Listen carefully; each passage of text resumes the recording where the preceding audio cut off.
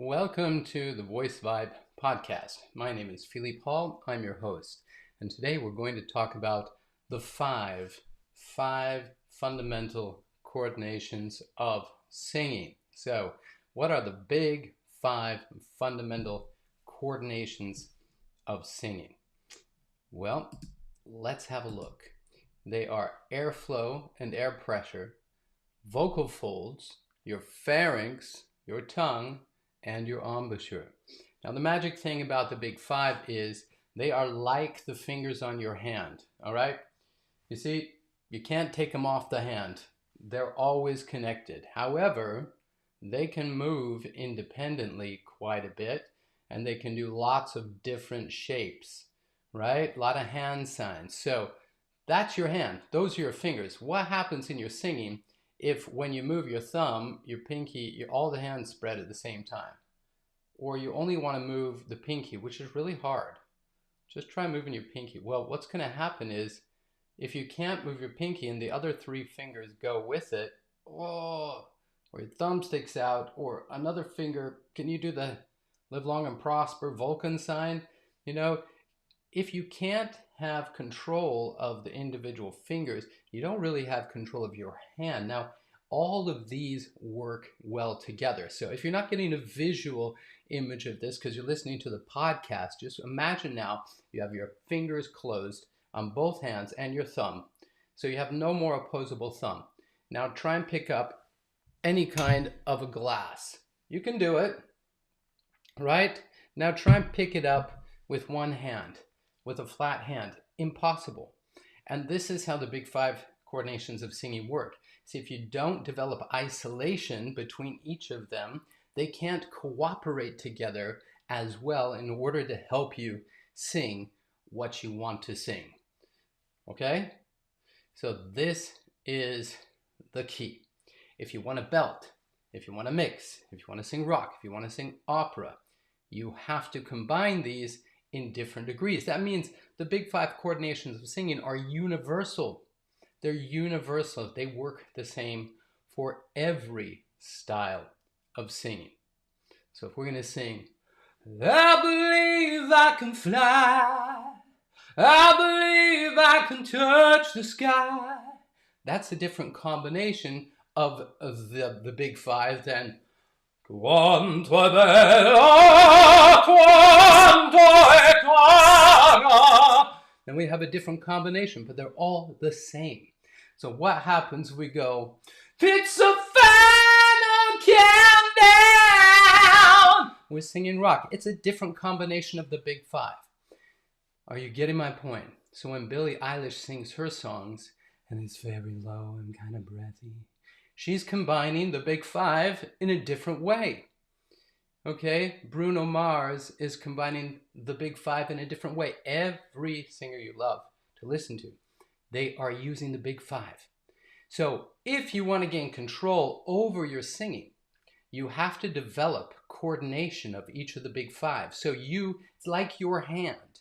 Imagine, do you even think for a second that your hand coordination, finger coordination is as good as someone that speaks sign language all their life? No. They don't even think about it. There's so many signs going on, you can't even follow if you're learning in the beginning, right? So this is a skill. They are all skills and you need to develop them. See, I've thought a lot about this because I've done belt workshops, mixed voice workshops, and there are formulas. You see, I can teach you how to combine them the right way. I can teach you, I can tell you how to play the piano. But until you develop finger dexterity, you won't be able to do it. So the most beneficial thing I can do for singers is talk to you about the big five. And now we're going to have some promotion. So hang on a second because we've got a big five event coming up. All right. This is a virtual voice summit. And it's coming up this Saturday, May 25th. That's why I'm plugging this right now. We have 7, including myself, different presenters, and we're going to talk to you all about the big five and how they can help you with your singing. So you can register today. Just go to the link. If you don't find the link in this video, it should be there, but if it's not, it's gonna be all over in the other videos. And just follow me on Instagram, and you will also have that. So you find the link on my website, Big5 Virtual Voice Summit. Click, sign up, you'll get sent the link to join, and just enjoy it, okay? All right, great. So let's get into another piece of extremely valuable information. All right, if you're following me, you know I just dropped this absolute gem of a video on how to activate your voice. This is a full-length instructional video on how to warm up your voice. See, I don't use the words warm up, I use the words voice activation. And this video is amazing because I teach. It took almost 3 months to finish this video. It's very detailed. You're going to learn every muscle you have to activate. I'm even going to show you what they look like and their names. And then I'm giving you specific exercises in this instructional video that will give you a daily complete voice warm-up routine. All right. And then I cut all the exercises together so you can just hop on this channel and click that video and warm up your voice. All right. So that is gold. Please watch it. And before you use the exercises only video, make sure you've watched the instructional video. All right. So let's talk about what's coming up. We're going to talk about on Saturday at the Big Voice Virtual Summit, we're going to talk about mixed voice, how to fix your mix. We're going to talk about lengthening your vocal folds. We're going to talk about how to support your voice, getting control of your airflow. I'm going to talk about how not to run out of air when you're singing. And we're also going to talk about transitions. It's going to be amazing. So please attend. I want to talk to you today about each of the big five. Okay, so when we get to the big five, we have the airflow and air pressure. Now, you might use different words for this, but airflow is the speed and the gentle speed, or under pressure, speed of air that's moving through your vocal folds and helping them to stay in motion. All right, so air must move through the vocal folds for there to be sound. You know this. Now, if you don't have very much air moving through the vocal folds, you can hear the quality of my voice is changing. So I've got a lot of restriction in my throat and I'm not letting the air out. This is one of the best effects of doing SOVT exercises properly. So here's a big tip for your SOVT exercises. Big tip incoming, okay? What are you thinking about? There are different elements, but what's the main element you should be thinking of when you do an SOVT exercise? Just think about it for a minute. What is possibly, for me, the most important reason to do an SOVT? It's to balance your airflow and your air pressure. So, an SOVT is a semi-occluded vocal tract exercise. Semi-occluded, partially blocked. You're blocking off the exit of the air and the sound. And guess what? That always creates a noise, a sound. So if you use an SOVT lip trill, that's the sound. Now, do you know you can train your airflow control and stamina without making a vocal sound? Just using SOVT. How long can you do it? Now you see I'm demonstrating to you, some people get a lot of facial tension when they do an SOVT. Their lips are tight, their face is tight. Well, if you put your fingers just on either side of your mouth and just gently push up a little bit, gently, then it works quite easily in a very relaxed way. So you're not having to concentrate or use any extra muscles. You can use both fingers, and you can also even push your lips together. You just find the sweet spot with your fingers where your face is totally relaxed and you're getting that sound. Okay, that's the sound of the occlusion, the semi-occlusion. Why is this sound so important? Why? Why is it so important? This sound is your airflow monitor. It is telling you constantly if your airflow is even. If, while you're doing SOVT, it sounds like a Harley-Davidson motorcycle.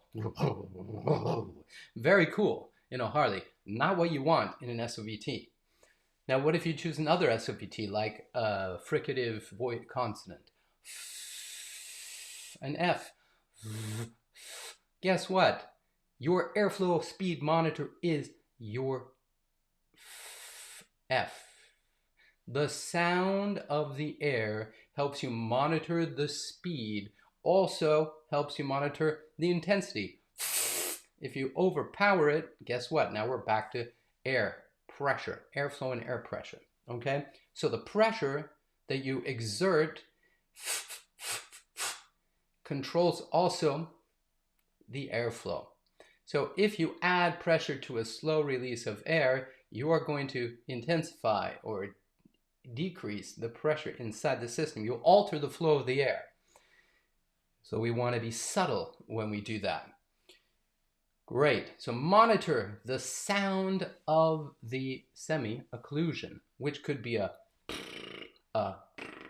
F, S, sh, puffy cheek sound. And even if you're using a straw, you'd breathe through the straw, you blow air through it, it's giving you a steady stream of air.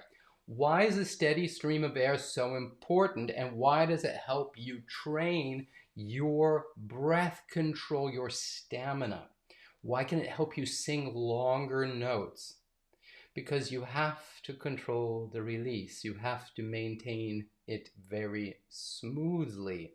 So you're learning to release air in a controlled manner at different levels. You're learning to release a lot. You're learning to release a little. And if you're working on your breath control so you don't run out of air, then you are going to practice these without the voice even. How long can you sustain? How long can you sustain a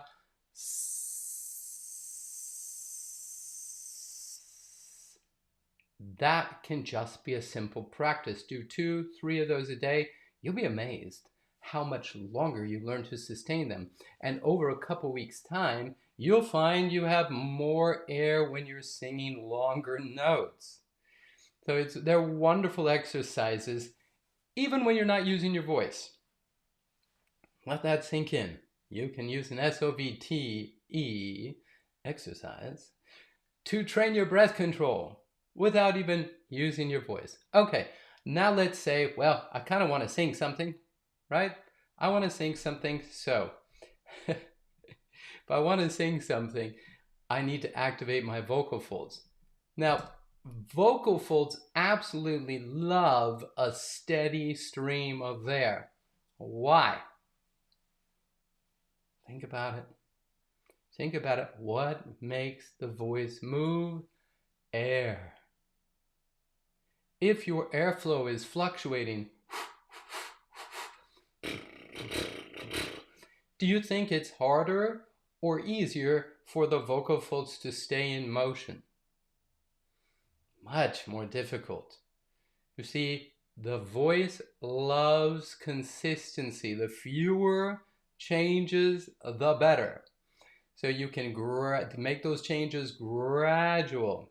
So when we develop airflow control and being able to sustain a nice release of our airflow, then we give our voice absolute consistency of flow.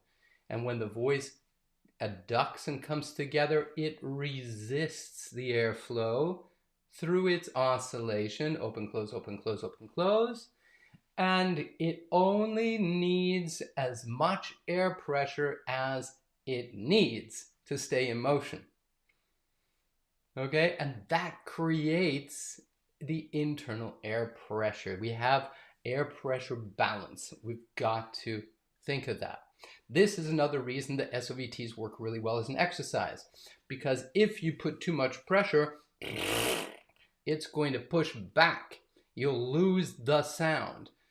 Okay, another great exercise to train your internal air pressure balance is to use a nasal consonant like a an M, or an N. Why? Let's think about it. Why could that help me control my internal air pressure balance? It's a completely occluded vocal tract exercise, all right? You're blocking off the escape of air. Now the air and sound have to go out through your nose, which is a lot smaller space. So all that sound and air is hitting the lips or the tongue, and you're building internal pressure. We want this. We want this. It's called supraglottal pressure.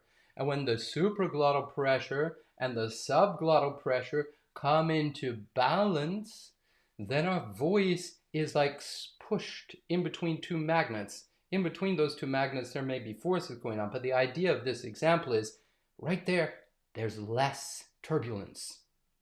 There's less turbulence. There's less pressure fluctuations that can disrupt the vocal fold movement. Okay, so if you use an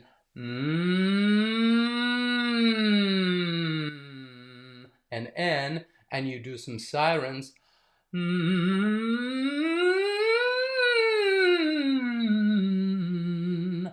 I'm making that look easy, people. Try it. Not that easy.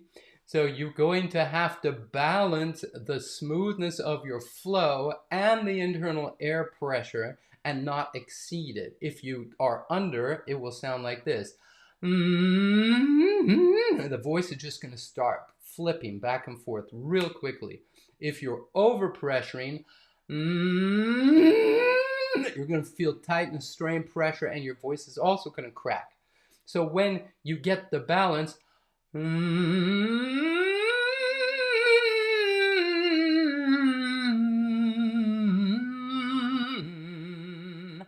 now you're in balance, and you could do the same thing on a note.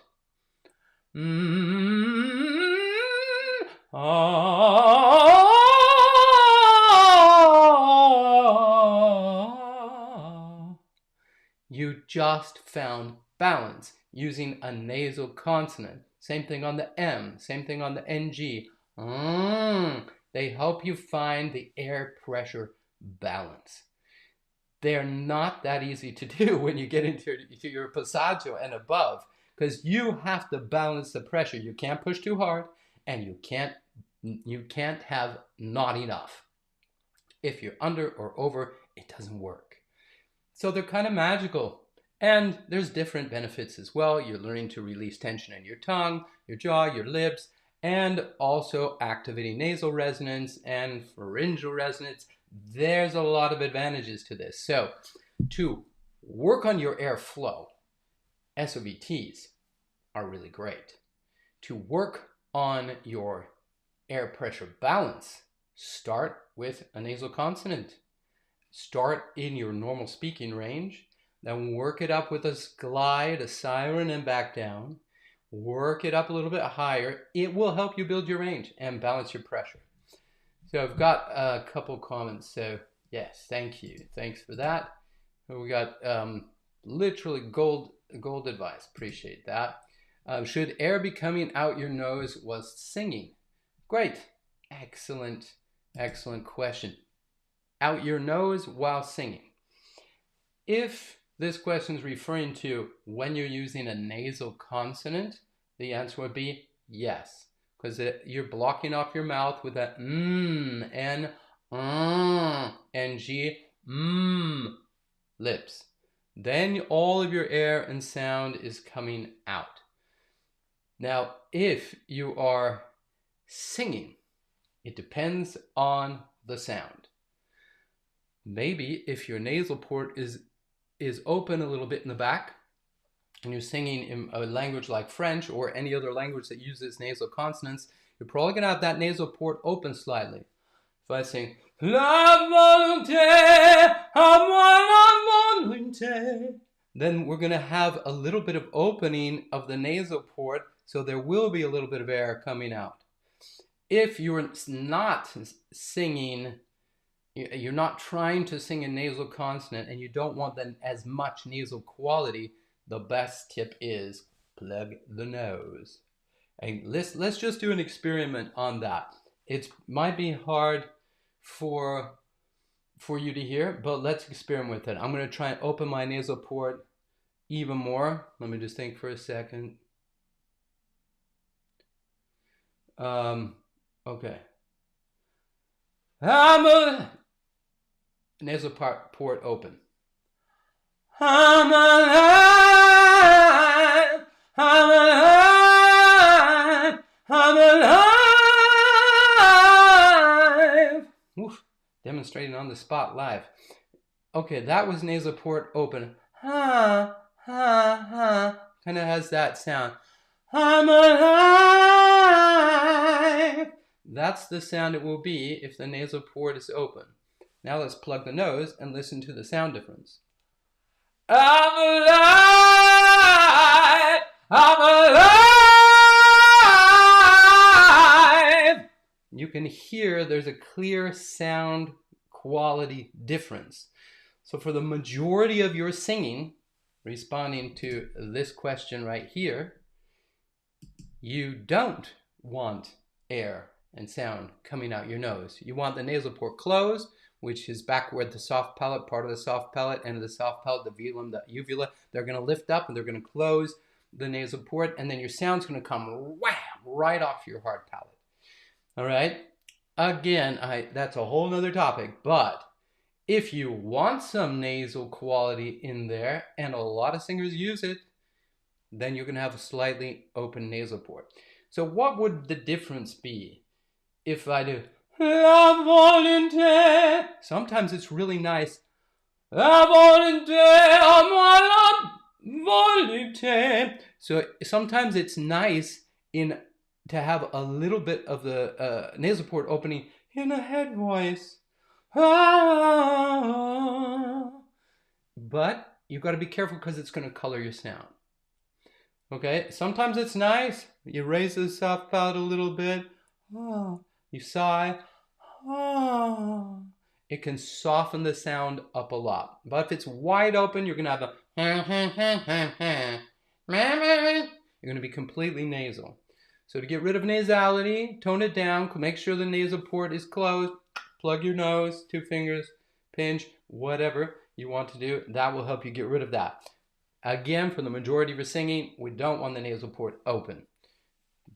Most singers, you're not using it. It can be used as an effect. All right, cool. Great, keep the questions coming. Thanks. Can even a bit of tension on the throat be all right when you are trying to improve your vocal range? Aha, great. Well, let's jump back here. Okay, let's see if I can pop this back onto the Big 5 overview. So what are you talking about with your throat? That's why we're going to do Big 5 intensive training this year. The first one that's coming up is coming up in June, and it is going to be all about airflow, air pressure, and the vocal folds. So if you have too much tension, then you're not going to be on an efficient path. But some singers will describe this with a different word. Are you going to experience activity? Are you going to experience internal pressure? Yeah, you are. You're going to feel like you're working sometimes. You're working? Yeah, you are. Now, if I'm not talking, if I don't feel anything in my voice, this is completely comfortable. I'm talking, right? You're talking every day. It's completely comfortable. Now, if I want to say, oh, I am doing too much, I got to relax when I'm speaking, then I'm going to be talking like this, and there's going to be no tension, and it's actually going to be much, much worse for the voice. So completely getting rid of tension is not helpful. And if you will go to this How to Activate Your Voice full-length video, I'm going to talk a little bit in there about what I call active dynamic movement. Okay, don't forget to register for the Big 5 Virtual Voice Summit. All right, active dynamic movement is tension in motion. We use tension in singing. We use tension in speaking. Tension, muscle tension is not a bad thing. You can't move without muscle tension. Your voice can't move without muscle tension. So make a clear difference in your mind between a static muscle contraction, locking, holding. That is debilitating tension for singing. Remember this, one of my favorite catchphrases. When motion stops, singing stops. Okay? If the vocal folds stop moving, sound's done. If your body muscles tighten up, sound's done. If your throat, sound is done. Yeah, I'm alive. The air stopped, the voice stopped. If motion stops, singing stops. So your muscles must tense. That's the only way they move. They contract. There's just different kinds. And I have an entire course dedicated to this. It's called Dynamic Movement Potential. Dynamic Movement Potential. So I'm going to speak a little bit about it in that full-length active voice activation video. But it basically means tension in motion, muscles working and moving. It's very, very efficient. And in fact, all modern athletes use active dynamic stretching, dynamic exercises, because why? They get better performance. So you gotta use dynamic motion in your singing. Now, if you want to know what that is, just keep following me and stay tuned and check out my course because it is so valuable. So, is it okay to have a bit of tension in your throat? Yes. You should have tension all the time. Notice how I'm changing the definition of this. Tension is, when I say tension, I don't mean tight and hold. I mean stretch. Stretch and release, like this. Okay? It's like these exercise bands. Is there tension in this band? Yes. Is it flexible? Yes. If I hold it out and I'm just trying to hold there, now there's no movement, so there's no motion, and that is tight. We don't want motion and tension in singing to lock up and become tight. It's got to be stretchy, just like this, the whole time. All right? Great question. So yeah, guys, I love questions because it helps me clarify. Cool. Let me jump back here to our teachers coming up here this weekend at the Virtual Voice Summit. You're going to learn from myself, Philippe Hall, and I'm like going to creep around here. This amazing lady right here, her name is Lisa Popeil. She speaks all over the world about the voice. She's a researcher, she's a vocal coach, she was a professional singer. She's so much fun. This is one of my favorite guys right over here, Matt Edwards. He's like my brother from another mother. When we talk about the voice, it's just so great because everything's aligning. He's brilliant. And you got on the bottom, you're not going to see my fingers. Right below me is Veera Gunaman. I love this guy. He's brilliant. He's a young singer, very passionate about the voice. He has some great training and he's doing amazing work. And then we've got Laura Chapman, you've probably seen her Vox Tape Studios on social media.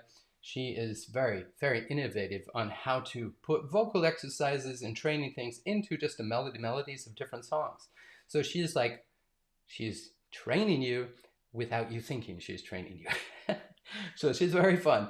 And then we've got Kaya Høsted-Carney, I've been working with Kaya for several years. She's lovely. She's from Norway. She's living in England. She's a singer-songwriter, been producing events. She's headed up vocology and practice, head of education for a couple years. Really just lovely, extremely knowledgeable. She's got this whole bag of tricks. So she's gonna work with you on helping you figure out what compression is.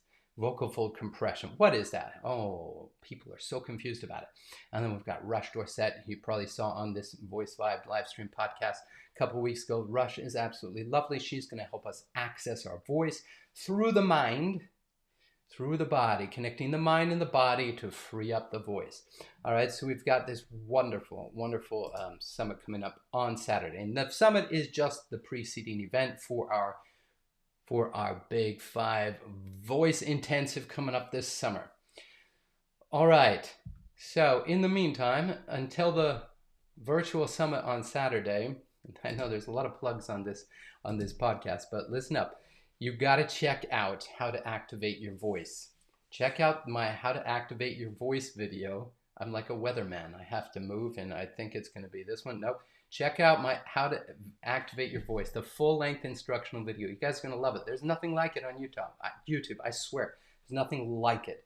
So I want to create content for you that is usable.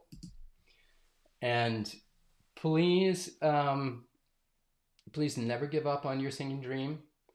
You can get the voice, and you have the voice. Let me rephrase that. You have the voice.